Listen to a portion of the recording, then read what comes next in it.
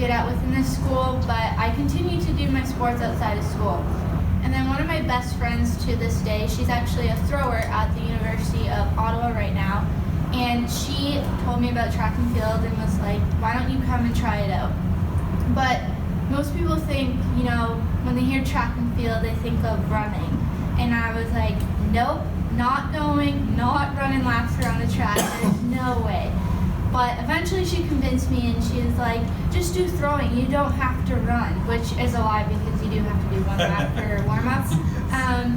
But yeah, so I started out throwing the javelin, which you saw in that video, and I'm probably the worst javelin thrower that there is. I was just the only one that had any throwing experience from the 4 athletes they had in that commercial, so that is why they had me throwing it. If you notice, they did not actually show how far I threw the javelin, and I told them not to, just to save me from some embarrassment. But yeah, and I remember going to my very first track meet, and I was just super excited because I was able to stick the javelin in the ground for the very first time when I threw it. And I actually only threw it 8 meters, and most people throw a shot put farther than that, so it was definitely not my thing either. And the coach recognized that, and he pulled me aside at practice one day, and he's like, you're really not that good at the javelin. I think you would be better at the para sprint category, because he knew that I was an amputee. And I was like, no, I don't want to sprint, I don't want to run, no, none of that. I'm not doing it. And it didn't really help that he was my geography teacher as well. So I saw him every day, so every single day he's like, you're doing the 100 meter. So after he kind of egged me on a bit, I decided to give it a shot, and I've been hooked ever since. So that really didn't work out in my favor. But I got fitted with my very first pair of running blades in this season, because when you're a para-athlete, it's also really important that you have the right equipment, which for running, it's running blades. And I got these running blades about 4 days before OFSA, which is like the highest event that you can go to in high school on any sports team.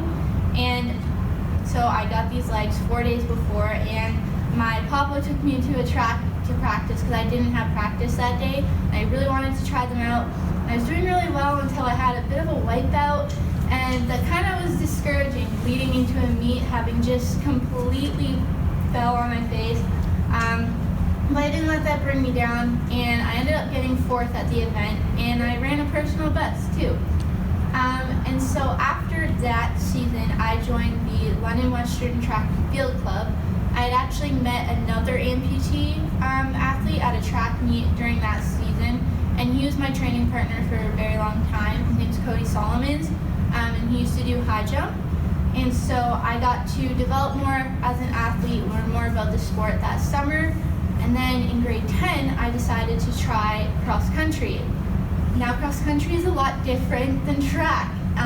And like I said, I do the 100 meters. I'm not made for cross country. It's very long distance, and I'm not a big fan of it still. But I gave it a shot, and I ended up being the first amputee ever to compete at OFSA that year. Then fast forward to grade 11, I had to have surgery on one of my legs. I needed to have my left leg reconstructed because of some bone growth that I had. So I was out of training of any sort pretty much from November till April. So that was tough to deal with because I was used to being kind of like go, go, go. And I was still doing other sports too besides track. Like I was still skating and horseback riding and stuff. So that was really tough. And when I went back to track, of course, from not training that long, I was not very good anymore. I was not running good times at all. But eventually I got back up there, and I was introduced to a new event that year in track in the spring. My coach told me about the 800 meters that they have, and those are the only para events that they have in track, is the 100 and the 800. So I went to OFSA that year, and I was running in the 800, and I did not do very well in the 100 the day before, and I was kind of being a brat about it. So when we went back the next day to run the 800, my grandparents said, if you win, we will take you to Applebee's for dinner. And I must have really wanted Applebee's that day.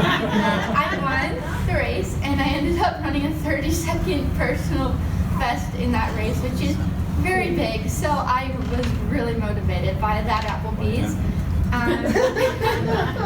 They closed. And then fast forward to grade 12, I wanted it to be my goal to break the 100 and 800 record that year in track and field. And I was able to do that in the 100, but I was just shy of breaking the record in the 800. So that is why I went back for a victory lap year, so I could solely break that record. That is the only reason why I went back to school. And I ended up breaking the record by 12 seconds. I don't hold the record anymore. There was a girl who recently beat the record, but that's okay. And I still have the 100 records, so I got one of them still. And then also in my grade 13 year, I made Team Canada. And I still remember the day that I got named to the team because I was actually babysitting.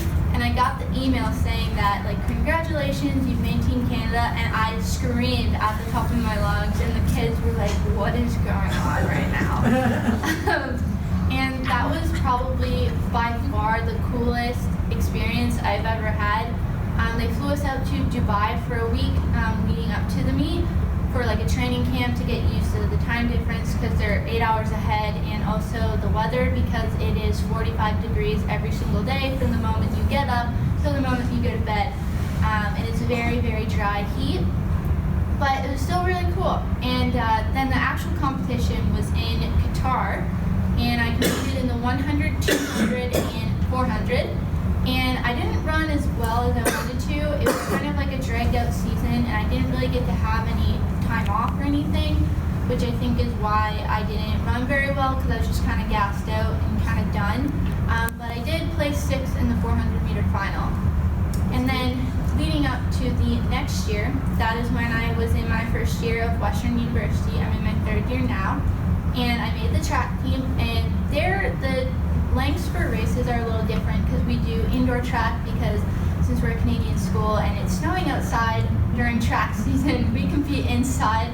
So most tracks are only 200 meters around, so I compete in the 60 meter and the 300 meter when I'm with my track team. But then when I go into competitions in the summer, I'm still with my track club, and that's when I go back to the normal 100, 200, and long jump.